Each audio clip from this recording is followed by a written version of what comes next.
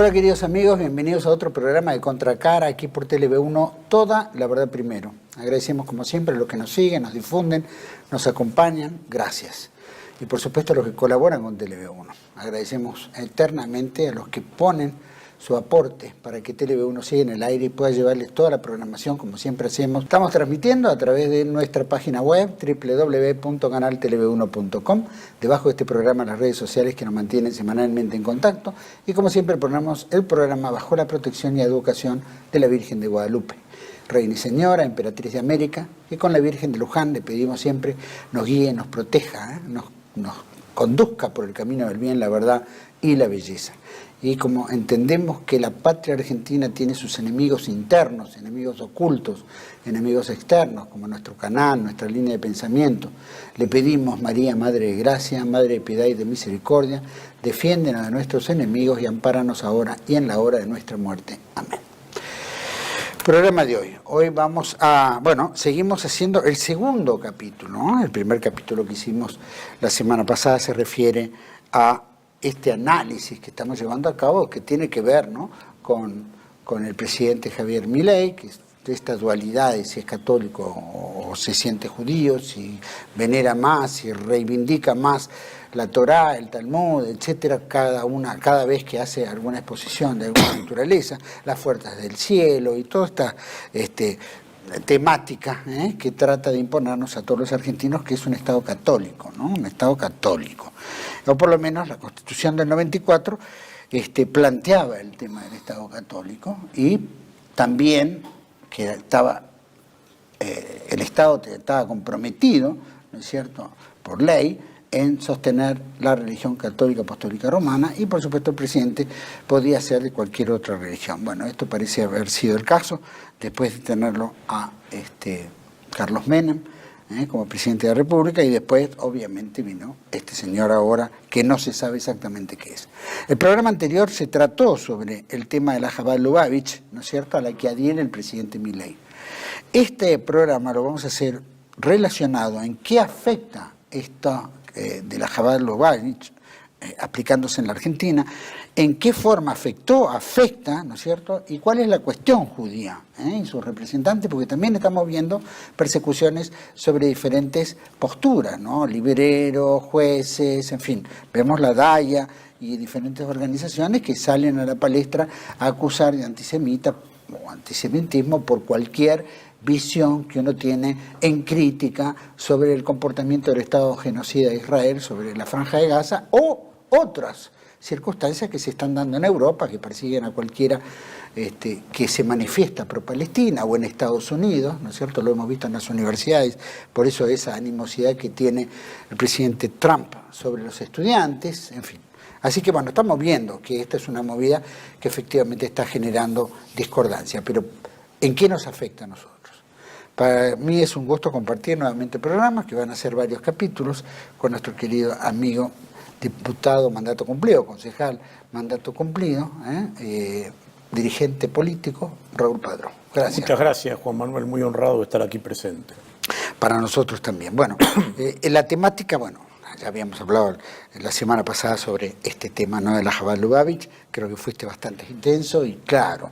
Ahora hay un tema. Dentro de lo que se puede decir en los medios, porque lamentablemente son temas tan extensos, cada punto quedaría para décadas de investigación, tratamiento, exposición. Por eso acá le estamos dando mucha más tiempo, por lo menos más de lo normal, de lo que no daría ningún otro medio, obviamente.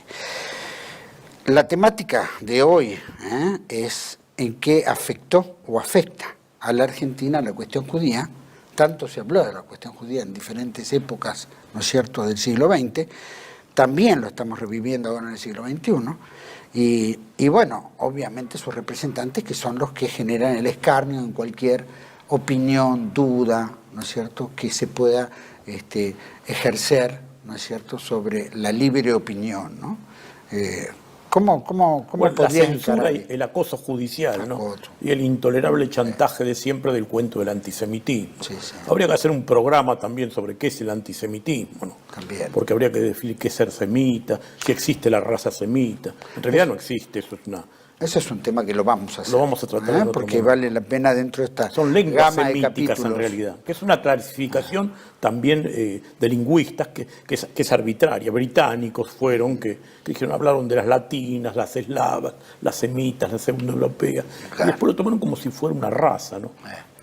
Esta cuestión que el minimalismo bíblico rechaza en la medida de que el texto de la Torá, del libro del Génesis del Antiguo Testamento, no es un relato histórico. Claro. Bueno, ese tema lo dicen los propios arqueólogos judíos, sea claro. Israel Filkestein, Neil Silverman, y acá en la Argentina Abraham Rosenbasser, Bernardo Gandula, que también Rosenbasser era de la colectividad, escribía en la revista Dabar. Así que más claro imposible, ¿no? Vamos a tocar ese tema, por supuesto, porque forma parte de esta gama de temas, creo que son 8 o 10, que vamos a ir desarrollando en estos 10 capítulos. Perfecto.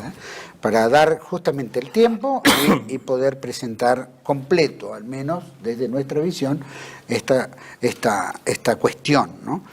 Bueno, ¿cómo ¿en qué afectó, digamos? Primero, ¿en qué afectó y afecta, me preguntás? Bueno, ¿en qué afectó? Bueno, hay un antecedente, digamos, casi fundacional, ¿no?, de nuestra existencia, que es la presencia de Hernandarias. Vos sabés que Hernando Arias de Saavedra, estoy hablando siglo XVI, siglo XVII, es el primer criollo, vale decir, el primer europeo, el descendiente de europeos, mejor dicho, ¿no es cierto?, nacido en tierra americana, criollo, esa era la calificación que se le asignaba el concepto de ser criollo. Él es el primer gobernador criollo de Sudamérica. Y estaba casado con la hija de Garay, de Juan de Garay, con Jimena Garay, que fue nada más y nada menos el que en 1580 funda la ciudad de la Trinidad, que es Buenos Aires, ciudad de la Trinidad. Tiene mucho que ver esto con lo que acabas de manifestar vos con respecto a la Constitución, es tu exposición primigenia, cuando te referías al artículo 2 de la Constitución de la Carta Magna Argentina, que dice sostener el culto católico, apostólico y romano al Estado argentino. Así que Juan de Garay en 1580 funda la ciudad de la Trinidad, que hoy le decimos Buenos Aires. Y Hernandarias había nacido en Asunción y era gobernador del Paraguay, le decían en esa época, que era de un rango inferior al virrey del Perú.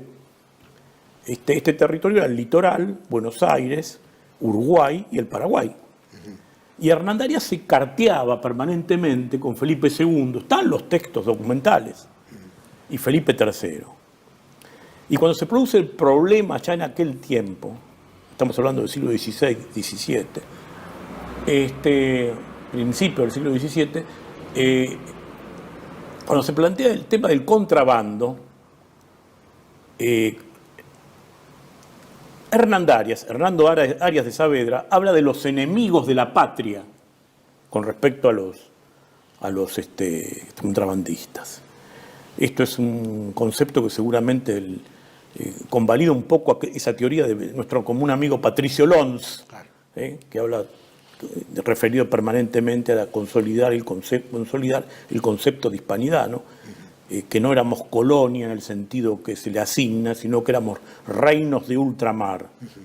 Y reitero, Hernandarias cuando se cartea, esto es muy importante, con los reyes de España, habla de los enemigos de la patria, ¿quiénes son los contrabandistas? Y estos contrabandistas, entre ellos había grupos de judíos que están denunciados en la época. Casualmente, sobre esta cuestión, en el número 51 de la revista Todo es Historia, que es una revista objetiva, que además en algún momento... Félix Luna y Moisés Konstantinovsky, después vamos a hablar de él también, más conocido como Emilio Perina.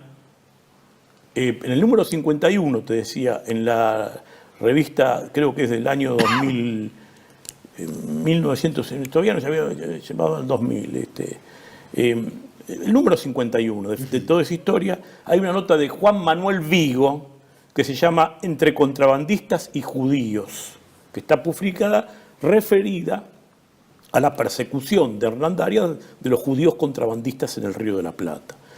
Es una de las primeras veces, más allá de las cuestiones inquisitoriales, más allá de esas cuestiones, es una de las primeras veces que aparecen los judíos mencionados en cuestiones que afectan lo institucional en el Río de la Plata. Después hay otro episodio muy interesante que creo que es importante recordar, rememorar, que es el del padre Fray Francisco de Paula Castañeda, un personaje muy respetado, querido por el nacionalismo católico argentino, pero que fue denostado en su momento por la historiografía oficial, que lo planteaban como un loco, un desaforado.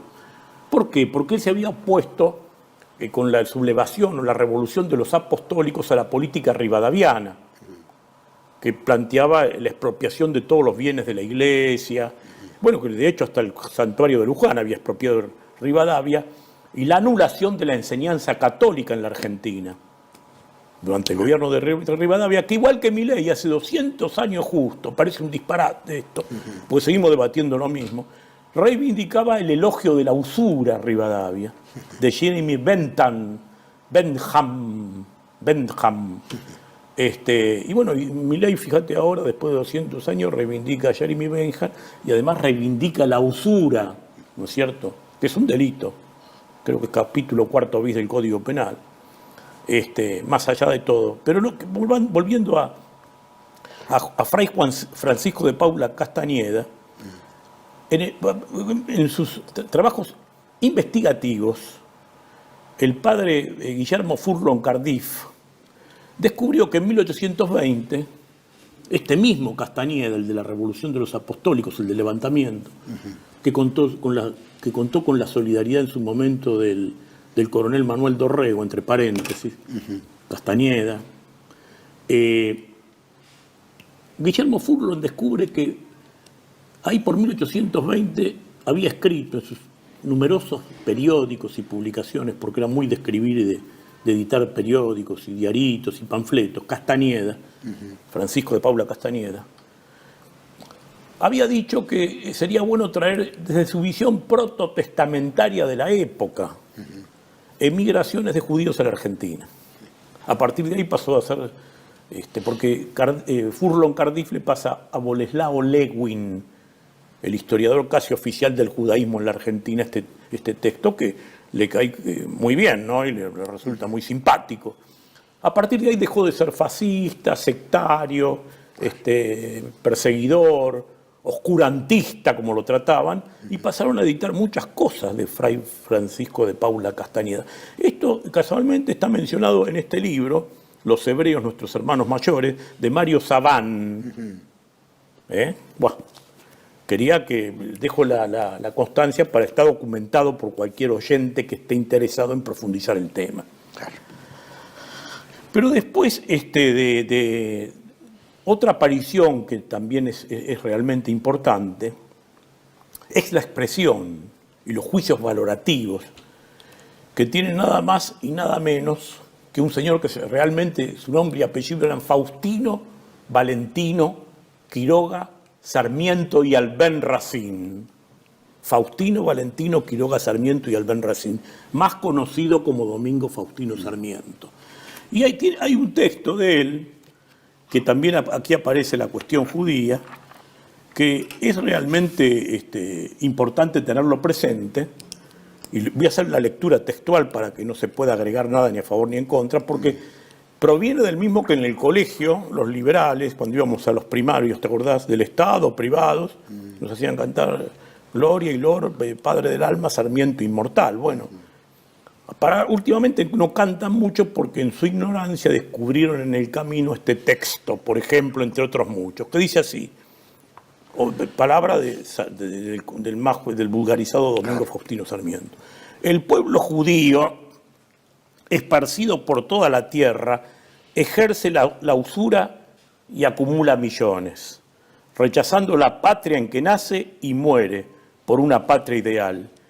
Viene del origen de su raza, continúa hasta hoy, perturbando la economía de las naciones en que viven, pero de que no forman parte. Y ahora mismo, en la bárbara Rusia, como en la ilustrada Prusia, se levanta un grito de repulsión contra este miserable pueblo que cree ser escogido y carece de sentimiento humano. Sarmiento, el amor al prójimo, el apego a la tierra, el culto al heroísmo, de la virtud, de los grandes hechos, donde quiera que se producen, no es parte de su tradición. realmente es fuerte, ¿no? Pero vos fíjate que esto siempre ha sido ocultado. Y él trató las cuestiones estas despectivo con muchas razas, porque él de parte de madre lo cuenta en Recuerdos de provincia, era de origen árabe marroquí, de cultura árabe, del norte de África. Claro. No es Albarracín, es Al-Ben Racín, claro, el hijo de Racín. Y también tampoco habla muy bien de los árabes, y era muy despectivo conjuntamente con Alberdi, que hasta está en el texto de las bases para la Constitución de la Nación Argentina, del tratamiento del criollo, del español y del nativo, de la latinofobia que se habló en su momento, ¿no? Bueno, no me quiero ir por las ramas, pero es otro dato distintivo, ¿no? Que aparece la presencia de Sarmiento en estos términos tan duros y tan descriptivos de su personalidad y del concepto que existía en la sociedad de su época de esta comunidad. Solamente como un condimento, ¿no? Porque también Sarmiento detestaba a los irlandeses, a los ingleses, ¿no es cierto?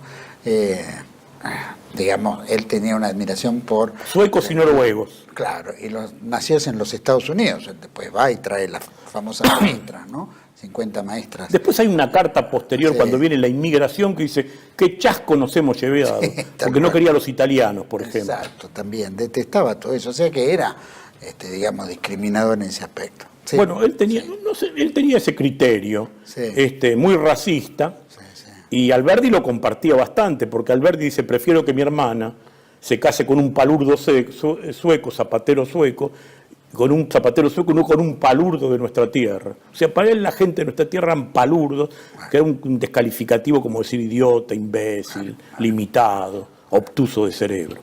Quiero decir, esto era parte de la realidad cultural de esa época. Por eso que todos estos liberales de hoy, parece que no lo han leído a Sarmiento porque se llenan la boca por ahí hablando de Alberdi y Sarmiento, y Alberdi tiene sus épocas, ¿no? Claro. Tiene su época antirrocista, su época rosista, habla del crimen de la guerra, y en el texto de las bases para la Constitución de la Nación Argentina dice cosas de estas, que hay que traer suecos y noruegos.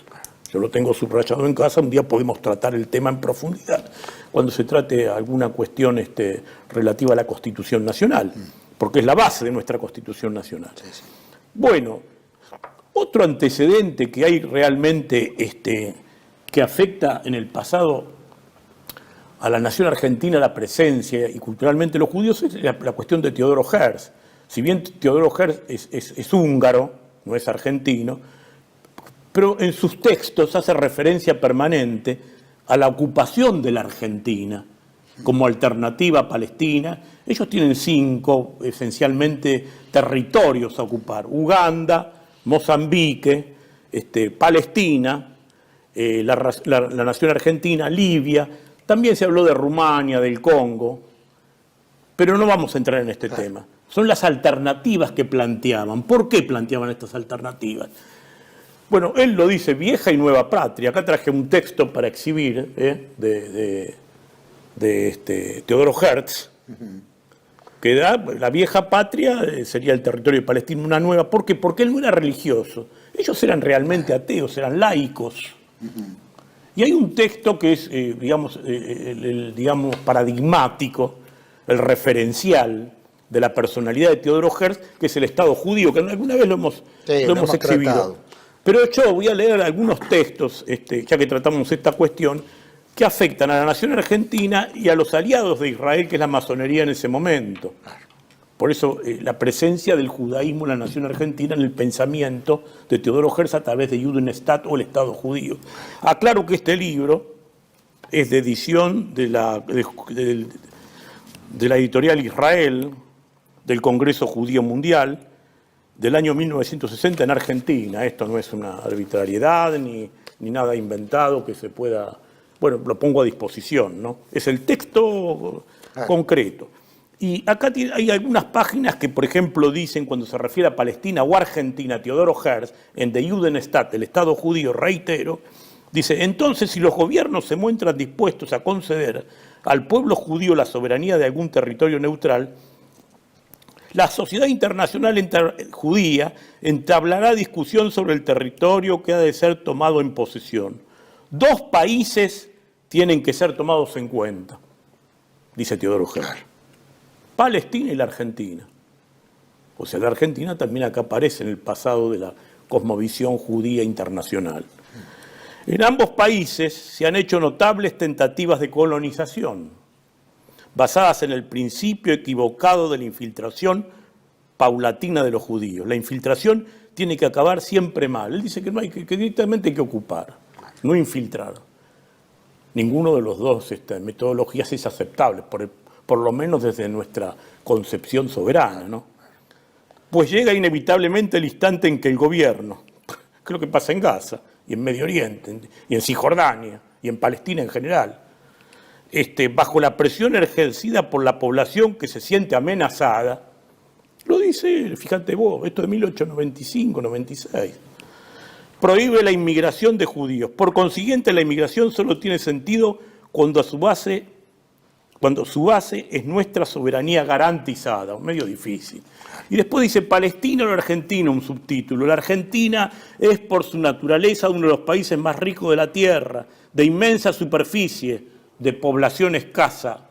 Atención los defensores del aborto, ¿no? Alguna vez lo hemos hablado. Totalmente. Y clima templado. La actual infiltración de los judíos ha provocado disgusto. Habría que explicar a la Argentina la diferencia radical de la nueva emigración judía, dice él. Y después tiene un texto al final del libro para un poco caracterizar el criterio y la visión de Teodoro Herz, que es realmente preocupante porque de alguna manera demuestra lo que digamos, se plantean ellos, ¿no? Desde todo punto de vista, porque finalmente termina reconociendo, a ver si encuentro aquí la página, es al final, porque hay un apéndice de correspondencia, donde habla del supremacismo judío. Entonces, yo creo que ese concepto que emana de los textos anteriores debe ser analizado desde esta visión, digamos. Un sentimiento de rector, dice, de supremacismo. El mundo se liberta con nuestra libertad, dice Teodoro Herz.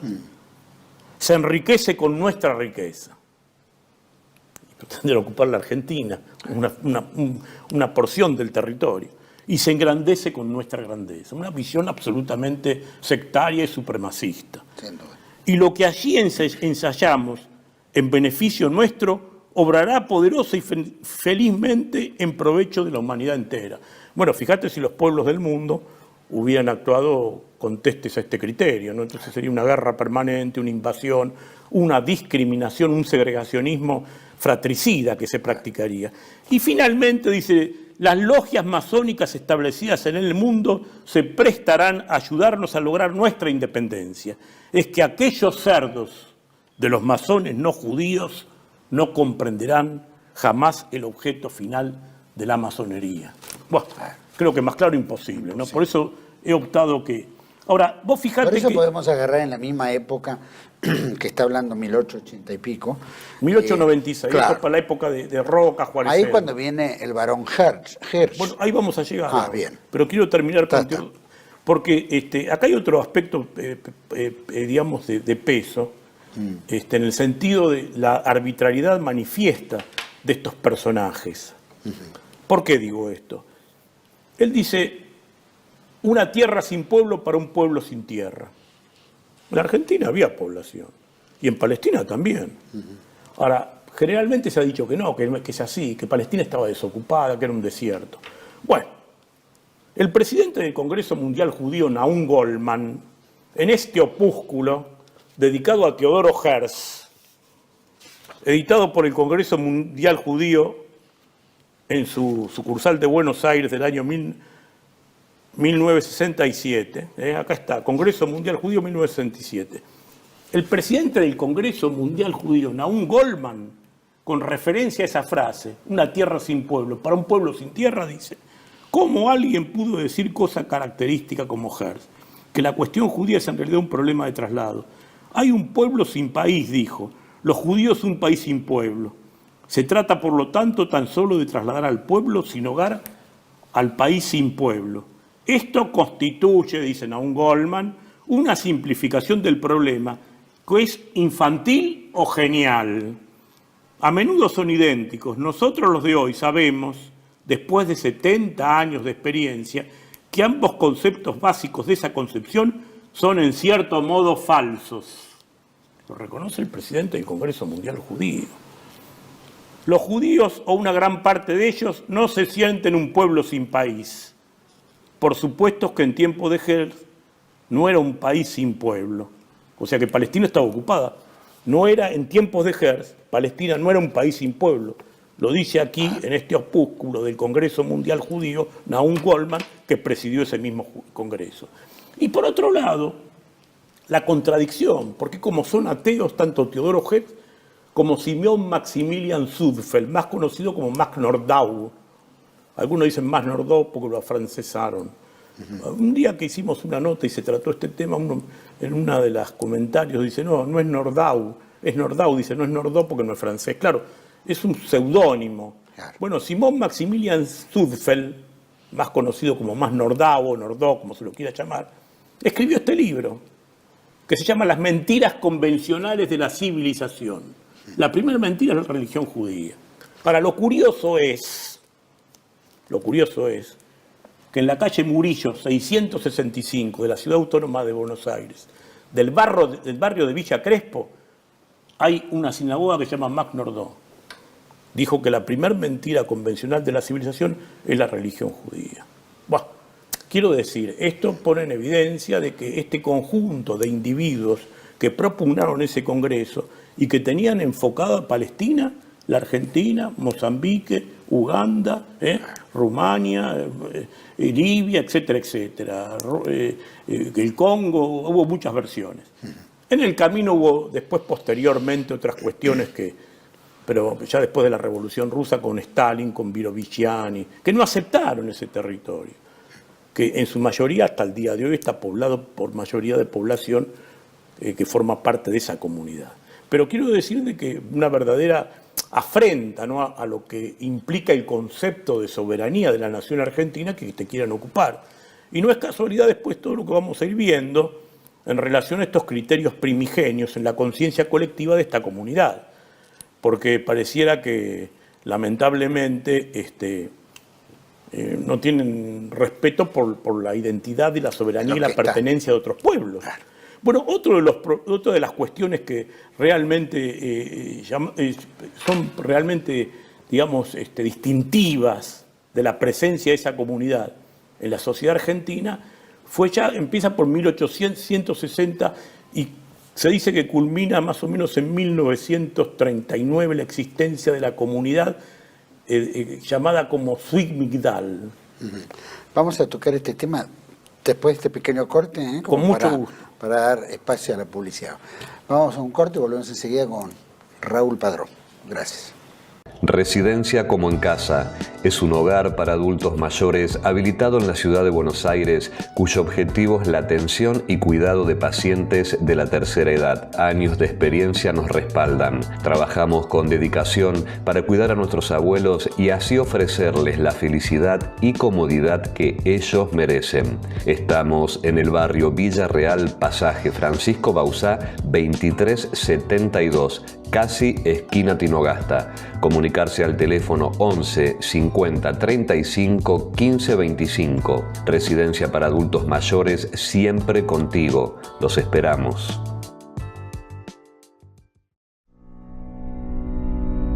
TLV1 se complace en anunciar que estará transmitiendo en su canal TLV1 Clips valiosos programas emitidos antes de la censura sufrida. El lienzo prohibido, El revés del derecho, Combates por nuestra historia, Disenso, Historias de Malvinas, entre otros que podrán encontrar en este enlace.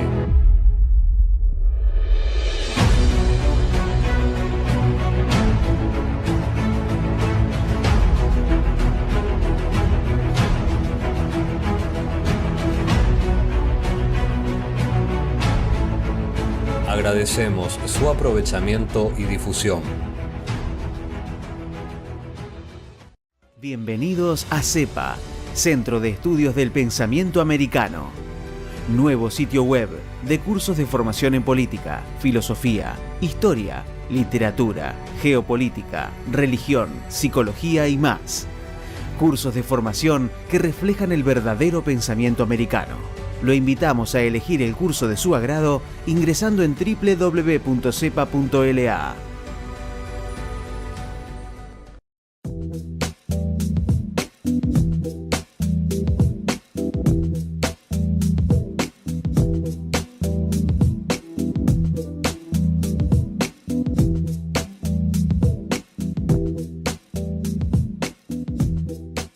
Decir siempre la verdad primero tiene un precio. Dependemos de tu ayuda. TLB1, toda la verdad primero.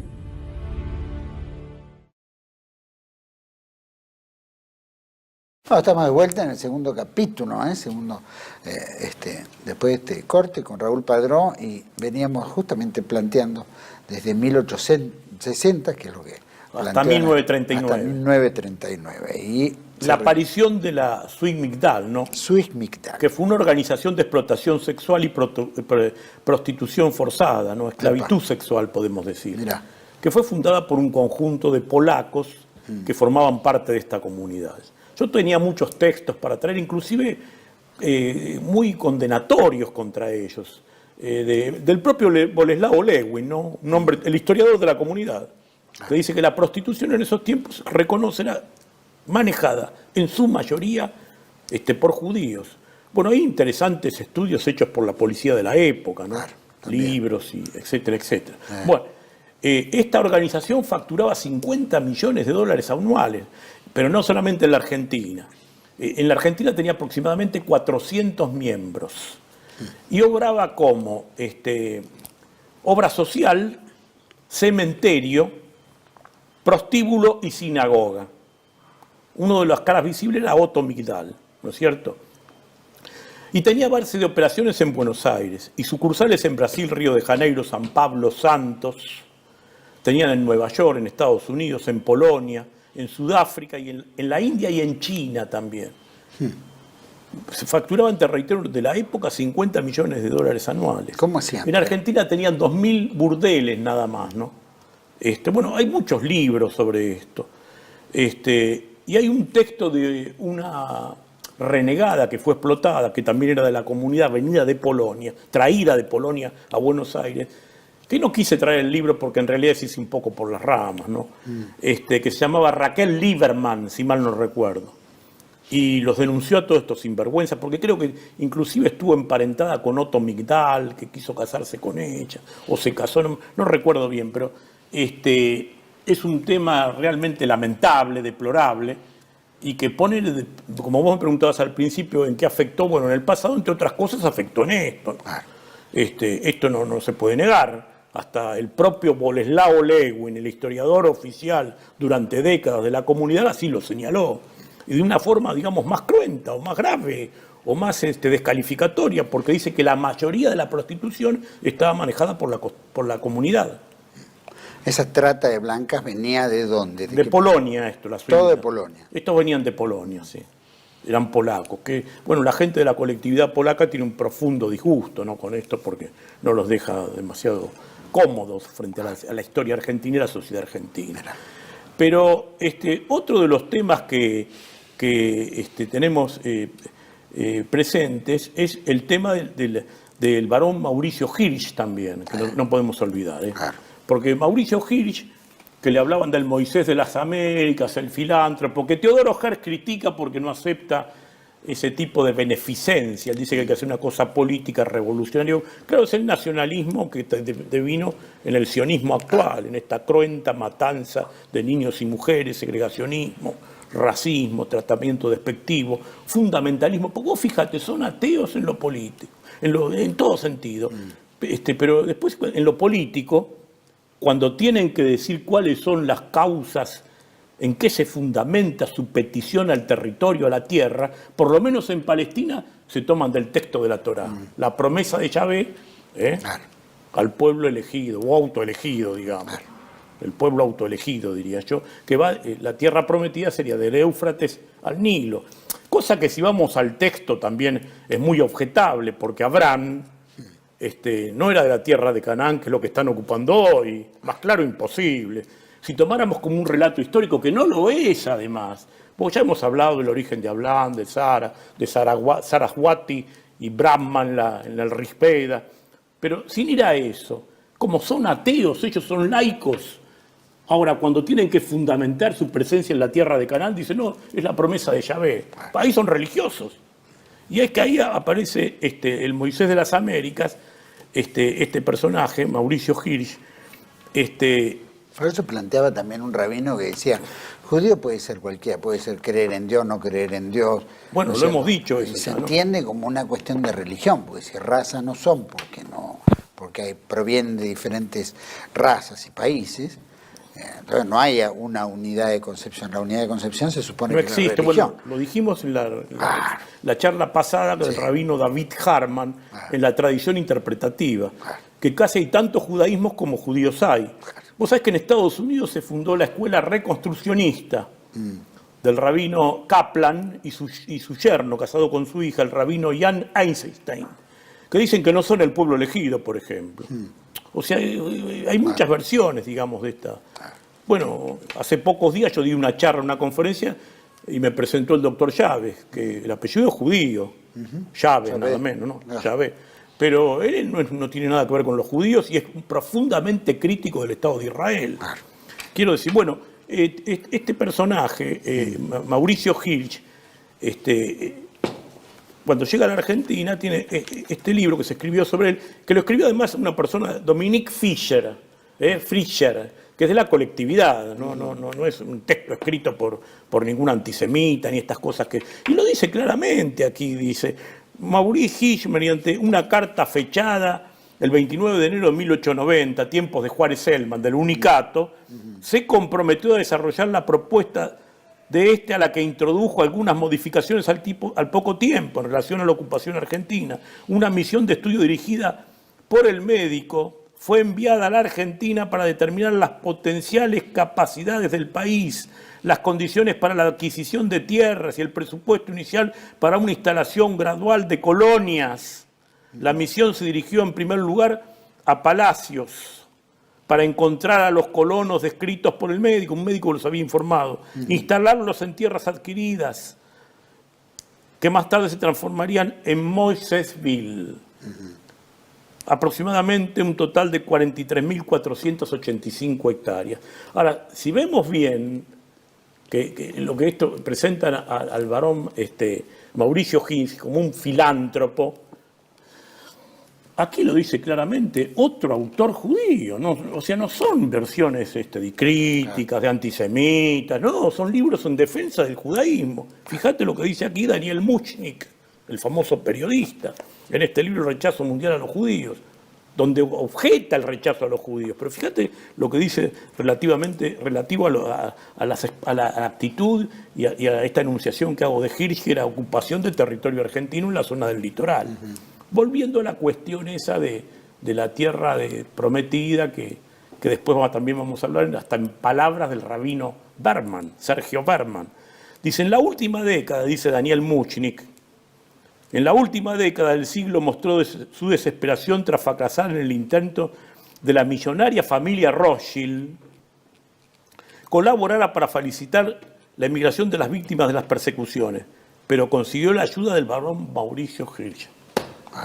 Quiero decir, un banquero y empresario ferroviario alemán que consagró un tercio de su fortuna, calculada en 100 millones de marcos, a la acción social. Con esos fondos se financiaron escuelas en la Galicia polaca, se respaldó a los judíos recién afincados en Estados Unidos y se creó una colonización de asociaciones de judíos para trasladar, la pretensión era millones de judíos de Rusia a las colonias agrícolas de Argentina y Brasil. Esa era la intención primigenia. Daniel Muchnik.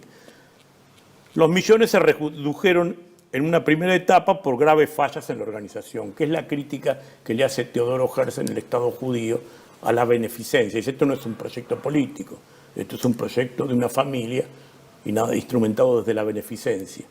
No tiene viabilidad ni va a tener una gran proyección histórica. Pero acá está, que también esto era un plan de ocupación. Ahora, toda esta cuestión se desarrolla un poco durante el periodo Juárez Selman y Roca, ¿no? Desde el año 85, más o menos, que arranca Juárez Selman y Roca, que llega hasta Juárez Selman, bueno, es derrocado en 1890, pero quiero hacer una aclaración, porque vos sabés que a Juárez Selman, Sarmiento, despectivamente, le decía el marido de la hermana de la mujer de Roca, porque eran concuñados. Sí. Hay una gran reivindicación de Roca por el tema del reconocimiento de la soberanía argentina en la Patagonia, en el sur de nuestro país. Pero no podemos negar que eran personalidades que estaban vinculadas a la masonería. Ambos, Juárez Selman, Miguel Juárez Selman y Julio Argentino Roca, eran grado 33 de la masonería y estaban más vinculados a los intereses británicos, que tenían objetivos ocupacionistas del sur argentino. Ahí empieza a aparecer esto que después, con el tiempo, va a derivar en el Plan Andiña, lo que se denunció como Plan Andiña, de lo que ya hablaremos. Los Roca y Juárez Selman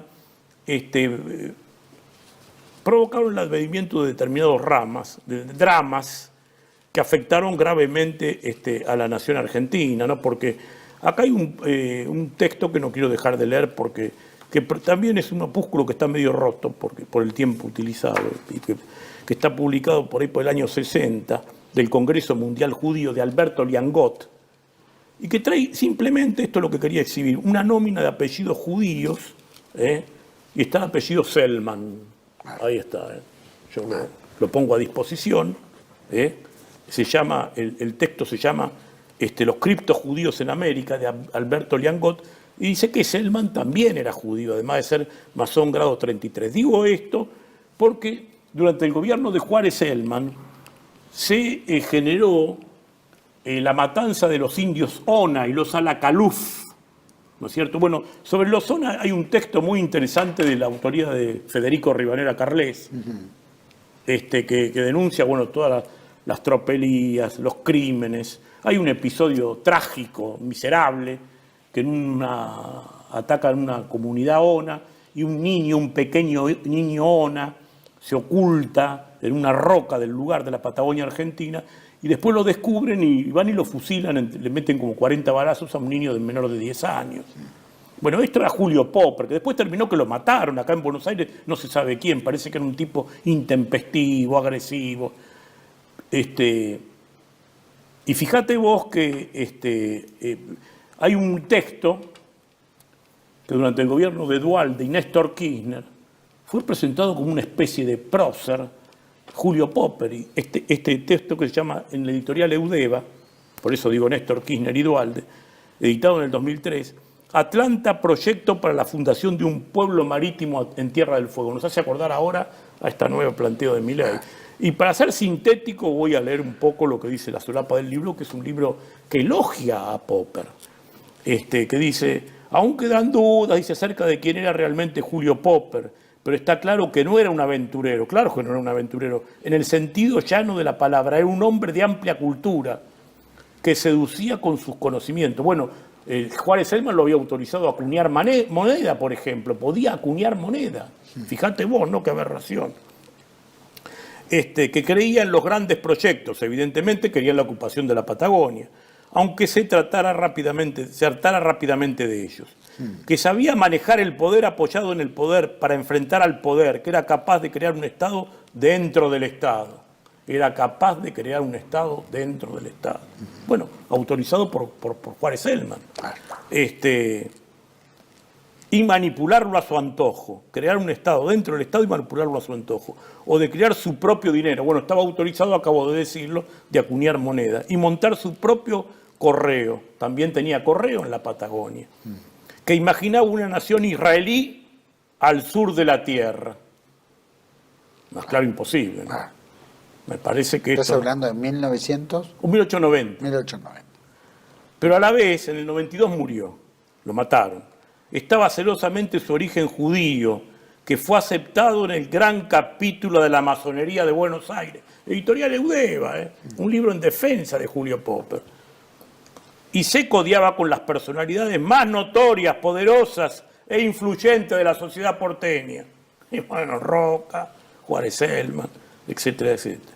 y que a su vez se movía con total comodidad entre sus peones, devenidos buscadores de oro y soldados de un ejército privado. Tenía ejército privado. Bueno, Ramón Lista estaba subordinado a él, ahora tiene una calle en Buenos Aires.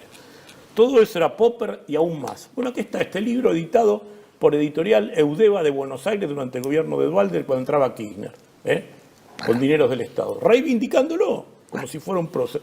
Y hay otro tema, hay otro texto que es muy interesante con respecto a esta matanza de los Zonas y los Ala-Khaluf en el sur argentino, que fue un genocidio provocado por este individuo, un judío rumano, de los Ala-Khaluf, que es la matanza de la pequeña tribu que había de los Ala-Khaluf. Ahora, lo extraño de todo esto, fíjate vos, en el año, aquí traje la revista Todo es Historia, del año 2004 creo que es, hay unos textos muy interesantes, 2004, sí, es el número 449 del 2004, y hay como 10 notas relativas, o sea, una edición, esta edición 449 de Todo es Historia, dedicado al sur argentino. Por ejemplo, 3 escritores en la frontera mestiza, El fantasma de la secesión, Los jesuitas en Nahuel Huapi, Rastrilladas indígenas en la Patagonia, Con el corazón mirando al sur, El poblamiento del desierto, Península de Valdés, entre otras estancias salinas y loberías, Los indígenas del Río Negro en el Estado peronista, dedicado al sur, pero en ningún momento habla de Julio Popper. No se menciona en absoluto ni a la matanza, al genocidio de los Zonas y los Ala-Khaluf, entre otras tribus afectadas. Y fíjate vos que hay una nota de un individuo de nombre, yo no lo ubico como historiador, porque no he visto otros textos de él, no lo conozco, pero está firmada por Ernesto Bogolavsky.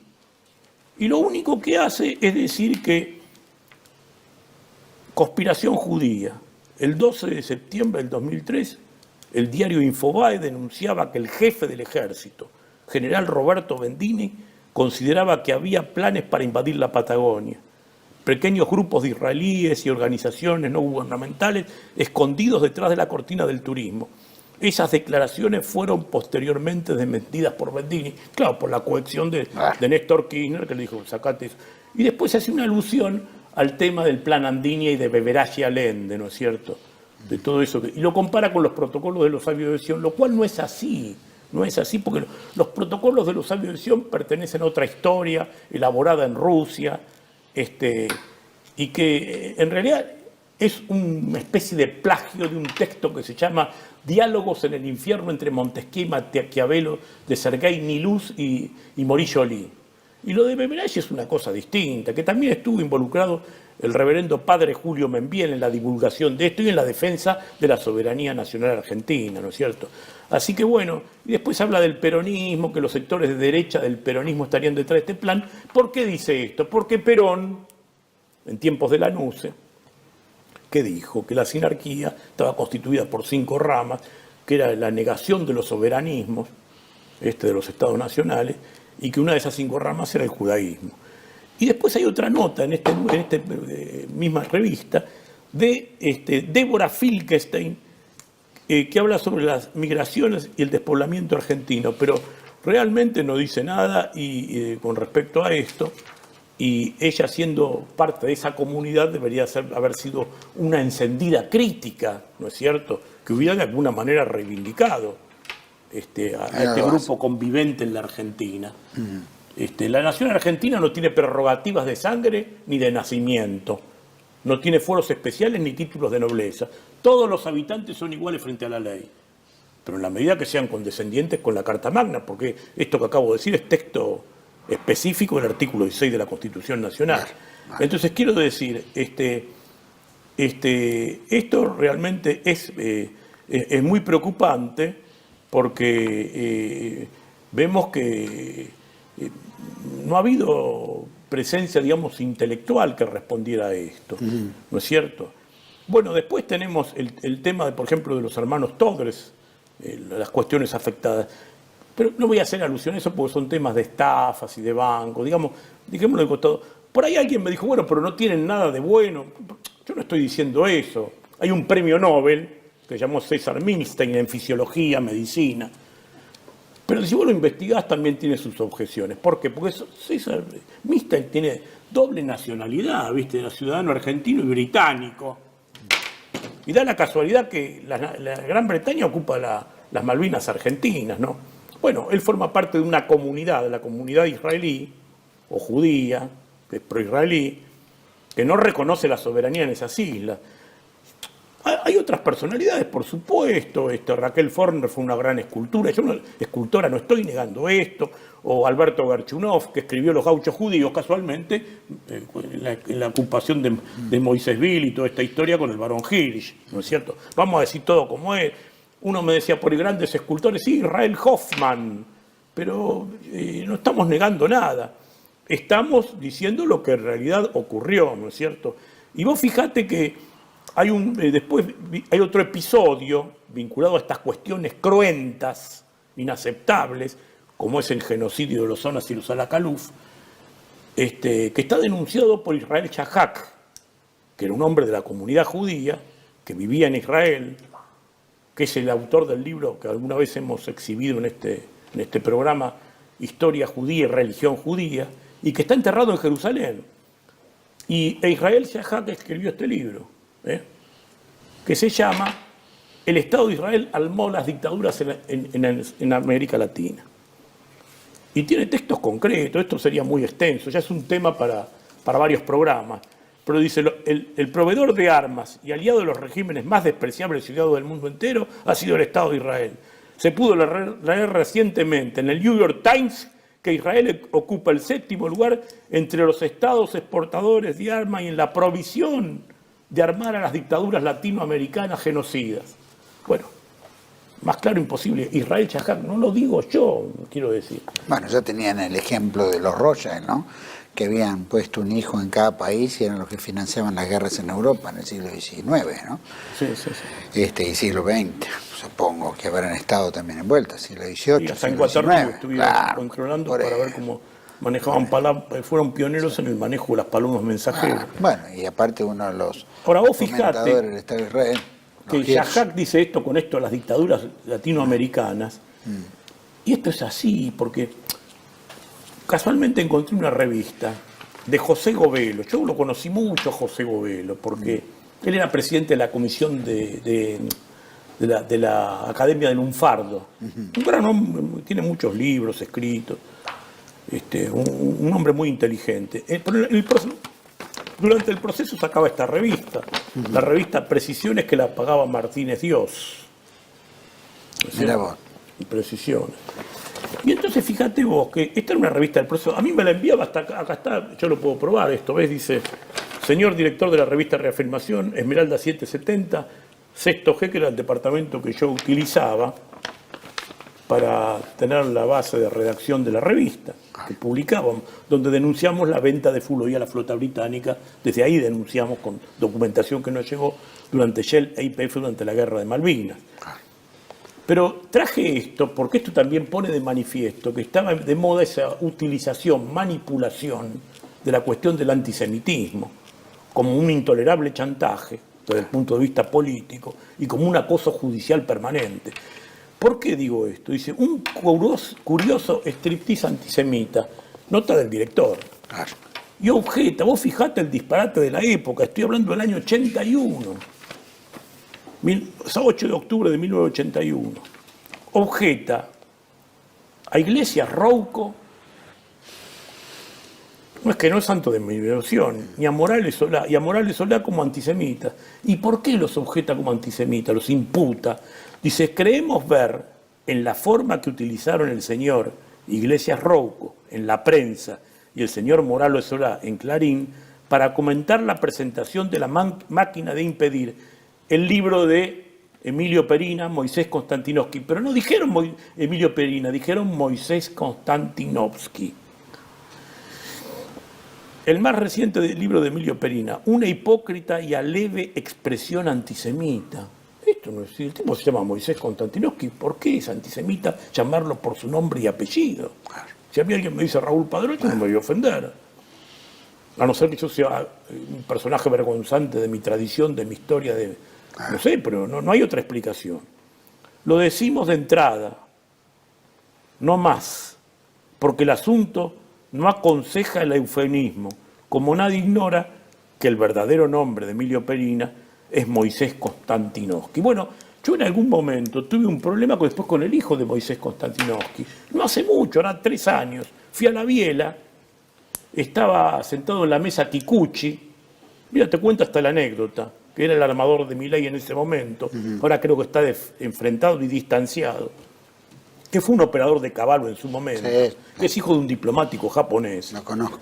Kikuchi. Y estaba Silvia Mercado. Y me dicen Moisés Konstantinovsky, Raúl Padrón. No, Emilio Perina, Raúl Padrón. Le dije, Moisés Konstantinovsky. Se pararon de la mesa algunos, ¿no? Yo no lo ofendí, pero además, ¿sabes por qué le dije eso? Porque yo le quería preguntar casualmente a él. Porque vos sabés que las Biblias que utilizan los protestantes, los católicos, el texto del Antiguo me refiero, la católica, vos sabés, es Nácar Colunga, la traducción. La protestante, Casiodoro de Reina, Cipriano de Valera.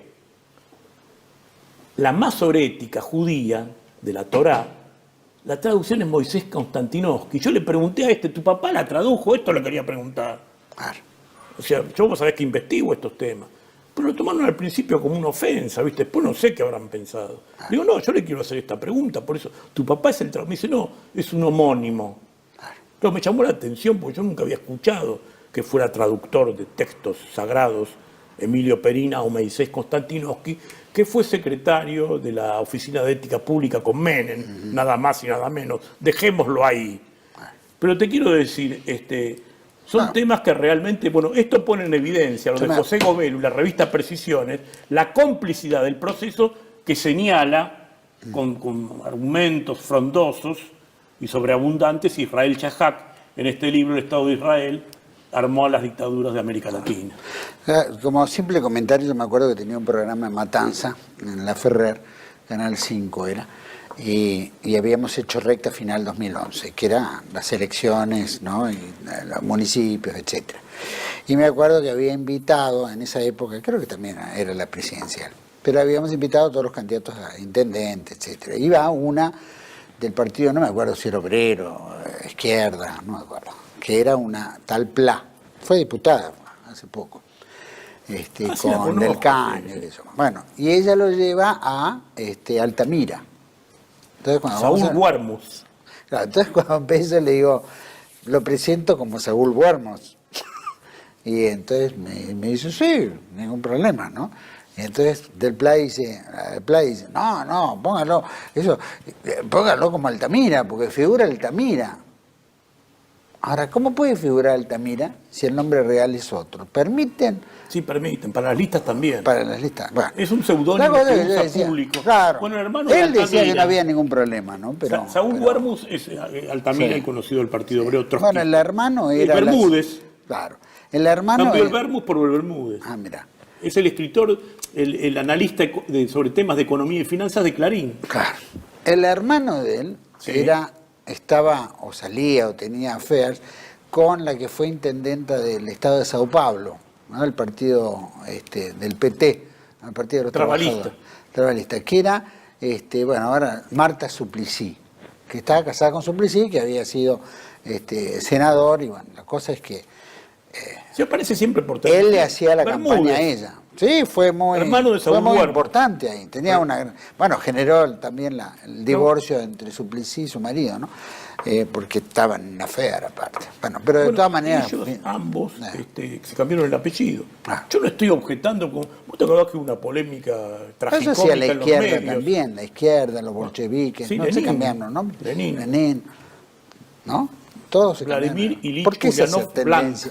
¿Por qué es la tendencia? Bueno, Lenin también tiene apellido judío. La madre es Blanc. Claro. Él era judío de parte de madre. ¿Por qué esa tendencia de cambiar? No, eso fue una costumbre de la izquierda, por las persecuciones, supongo yo, ¿no? Y siguió con la derecha también, porque en todos los países también cambiaban sus nombres. Sí, después fue se adoptó como una costumbre. No, tenemos a Mauro Viale, por ejemplo. Mauricio Golfar, bueno, eso te iba a decir. Por ejemplo. Está ese episodio tragicómico, cuando lo descalificó Alberto Samid en un programa que lo acusaba de estar vinculado a la voladura de la AMIA. Y esto El también, tema, ¿sabés cuál era? este también que está en el canal 13, El como tema- con el hijo, los Leuco. Leukovich. El tema es que Samir es árabe y musulmán. Y esto a San Mauricio Golfar no le caía muy bien. Era un por eso lo mercader de atacó. noticias, igual que el hijo. Hace pocos días hemos visto al hijo arreglando las preguntas con este personaje degenerado moral que tenemos de presidente. O sea, son mercadores, comerciantes de la información. Se han hecho millonarios con toda esa historia. Después Los se Golfar, ¿no? Después se victimizó. Pero te quiero decir, otro episodio, más allá de esto, de las dictaduras, que realmente enloda a esta comunidad, ha sido el tema. Esto no es tampoco persecución a nadie, pero es una realidad. Yo una vez se lo dije en la cara porque lo conocí personalmente. El señor Rubén Ezra Beraja. ¿No te acordás de Beraja?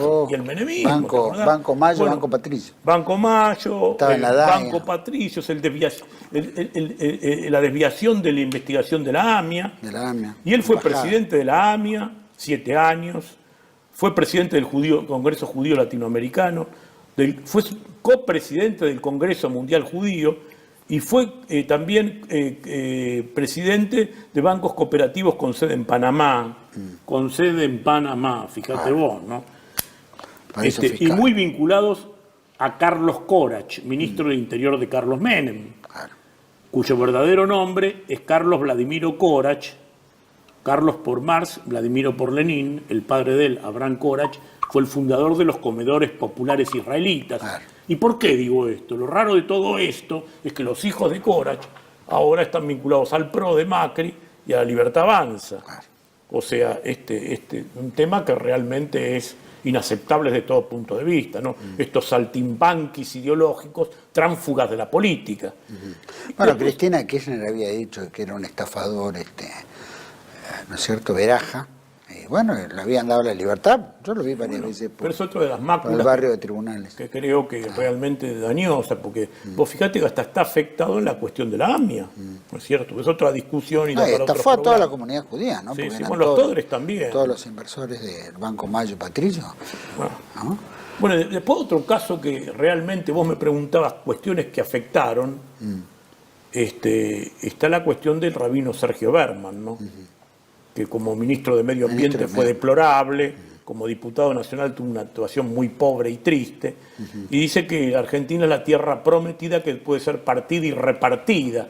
La tierra prometida, partida y repartida. No sé qué es lo que quiso decir con esto, pero creo que la población de argentinos tenemos que ir tomando conciencia de esto que está ocurriendo lamentablemente en nuestro país, a través de importantes funcionarios, porque estamos hablando de ministros y legisladores nacionales, ¿no es cierto? Y veo que no hay reacción, al contrario, porque ahí apareció esa Sabrina Mellet puesta a dedo, porque si fuera por sí misma no lo hubiera votado nadie, está de diputada nacional, en esa comisión con el otro Fernando Iglesias, Leandro Santoro, de solidaridad con el Estado de Israel. ¿Solidaridad de qué? Un Estado genocida, terrorista, invasor, segregacionista, despectivo, una cosa terrible, inaceptable, 60.000 muertos, pero además matanzas selectivas para que no se reproduzcan. Tremendo. Entonces quiero decir, pero esto no me quiero ir por las ramas. Esto del rabino Berman es otro, porque vamos a preguntar sobre en qué afectó en el pasado. Bueno, acá tenemos otro dato que realmente es alarmante, que un ministro, diputado nacional, que tendría que defender la soberanía argentina, reivindique un Estado que no respeta nuestra soberanía, que al contrario vota en contra en la Organización de Naciones Unidas con respecto a nuestro derecho en la tierra legítima de Malvinas, que es de los argentinos. Y bueno, y en este aspecto creo que un tema interesante. Aparte un pésimo ministro de Medio Ambiente porque se incendiaron en el sur, inundaciones, y el tipo está hueveando todo por acá. Por el nombre del Seminario Rabínico Latinoamericano, ¿no? Bueno, tremendo lo que hizo. Otro tema es, yo creo, el segregacionismo pedagógico, ¿no es cierto?, educativo. Porque yo hace pocos días, un año y pico, iba por una calle paralela a Gallo y Córdoba, que está la escuela Hort, que es una escuela de la comunidad. Y vi en la vidriera del colegio este texto del Davino Doron Comblut, ¿por qué casarse entre judíos? Sorprendentes explicaciones acerca de por qué es conveniente que las personas judías se casen entre sí. Acá está el libro, yo no esto editado por ellos, además creo que es... ¿Por qué es importante? Acá está editado en la Argentina, editorial Ney Scholem, y dice cosas bastante objetables. Pues si yo digo esto, yo dijera, por ejemplo, que es bueno que los cristianos no se casen con judíos, o yo dijera que es bueno que los musulmanes no se casen con judíos, aparecería el juez Rafecas, este señor Daniel Rafecas, sí, estaría o la señora Alicia Viva, sí, del juzgado ese de San Martín que persigue a los libreros, aparecería diciendo disparates. Y vos fijate que en este libro dice por qué los judíos deben casarse entre judíos, de Kornbluth, de un rabino norteamericano, dice cosas que son inaceptables porque aparte son discriminatorias. Lo que me llama poderosamente la atención es que el Poder Judicial no actúa en estos casos.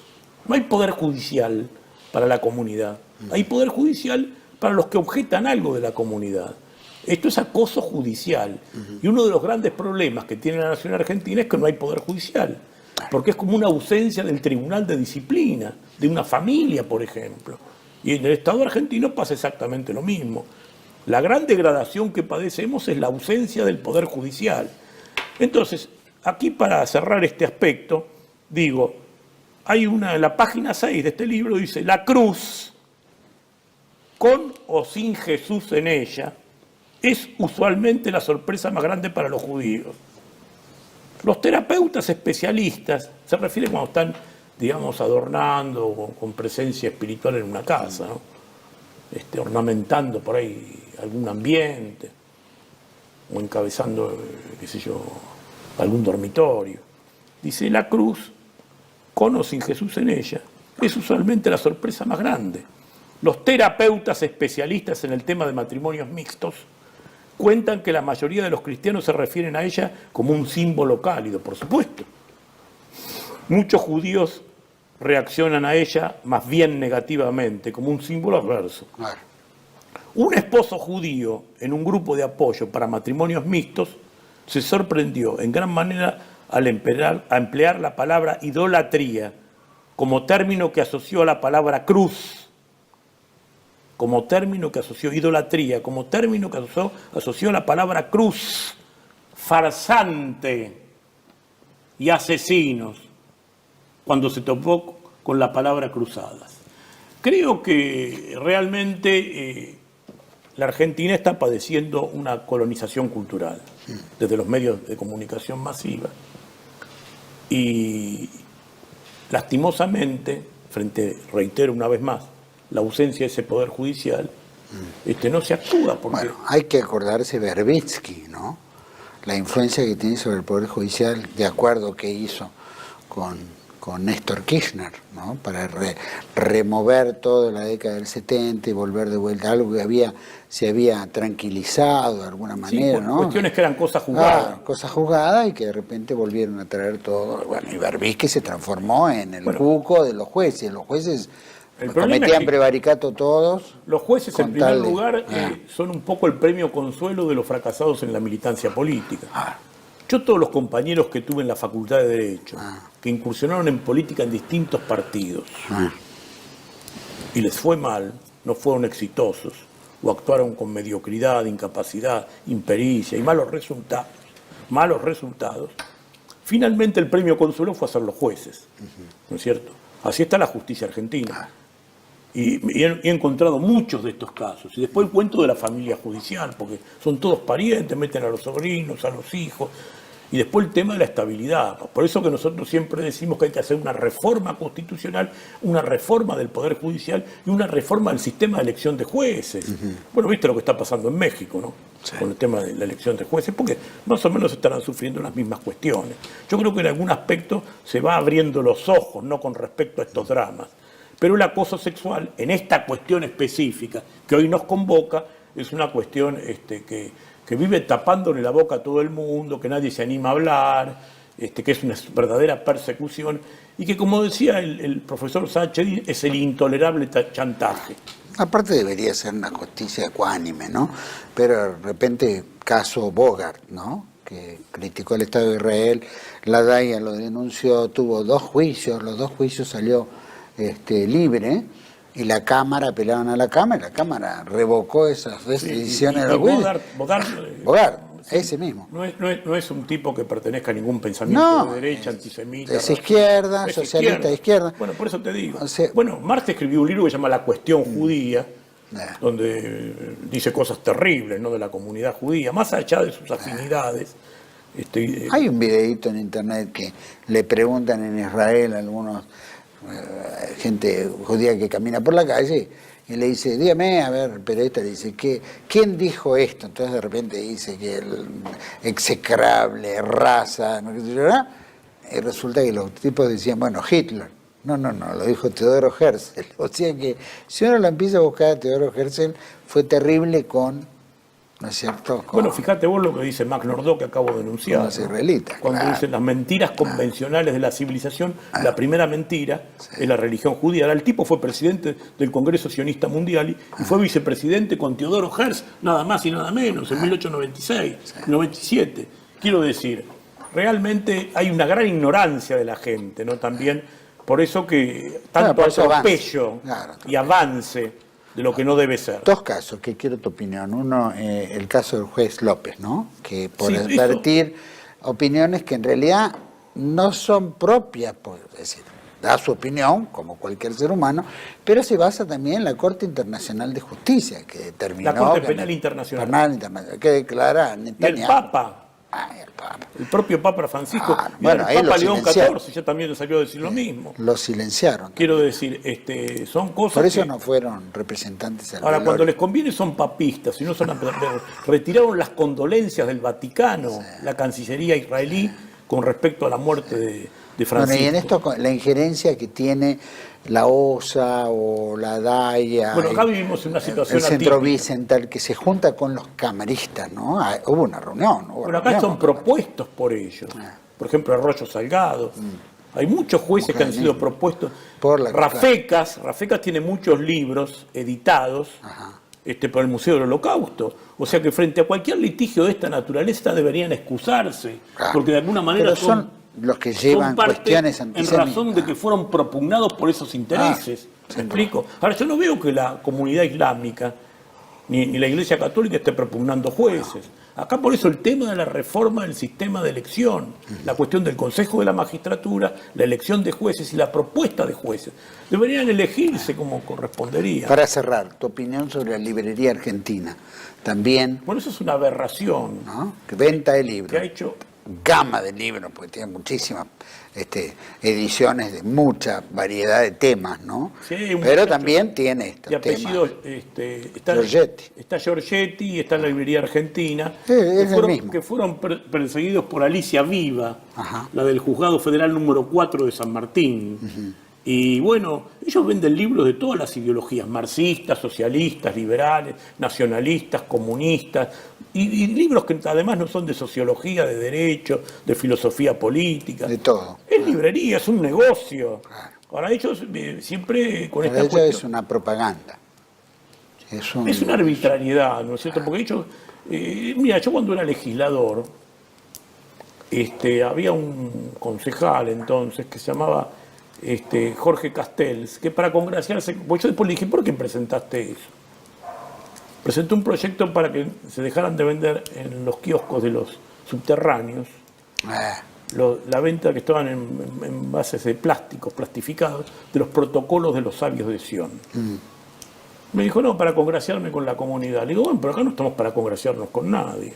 Y yo le dije, bueno, entonces hay que prohibir el Shulchan Aruch, el Talmud de Babilonia, el Talmud de Jerusalén, la Torá, el Tanaj, el texto del Evangelio, que también es muy crítico de los judíos, raza de víboras, serpientes, sepulcros blanqueados, el Evangelio católico, San Mateo, quiero decir, nacidos de la fornicación, todas esas cuestiones. Entonces, todo discriminatorio, ¿me explico? Ahora ellos aplican nada más que ese criterio de acoso judicial con los críticos a la religión judía, que no es una religión en el sentido tradicional, porque ya lo hemos hablado aquí, no quiero reincidir sobre las mismas cosas, pero ellos pueden ser ateos y ser judíos. Bueno, la prueba Teodoro Herzl, para cuando tienen que justificar su acción política y cruenta, asesina, criminal, racista, segregacionista, despectiva, intolerante, racista, reitero, acuden al texto de la Torá, del Éufrates al Nilo, promesa de Yahvé.